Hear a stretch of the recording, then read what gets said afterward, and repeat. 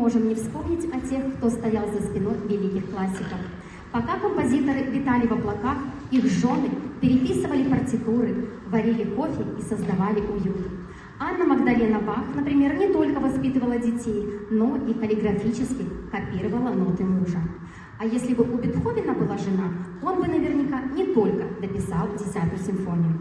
Сегодня правила меняются. Женщина сама стоит за пультом и управляет этой мощной стихией звуков. Накануне Дня единения Беларуси и России на сцену выходит коллектив, само название которого объединяет наши культуры. Оркестр русских народных инструментов под чутким руководством Дарьи Рудинок. За дирижерским пультом Анастасия Тарахно. В народе говорят, где песня льется, там легче живется. А когда встречаются белорусские голоса и русские инструменты, получается настоящий праздник единства.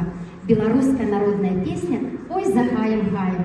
Солисты Дарья Шалыга и Стефания Кураненя.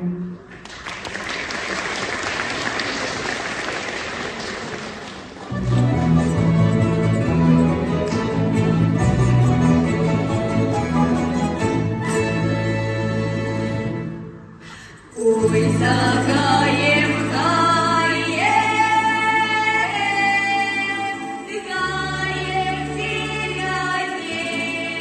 зелененький. Там орала девчинонька голиком жаркеньким, там орала девчинонька голиком жаркеньким.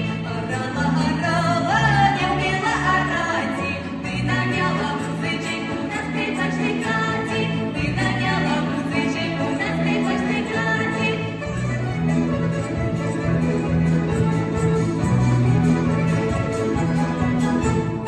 Музычка грає, очима моргає, а хто ж Якубочка знає, на кого моргає, а хто ж Якубочка знає, на кого моргає.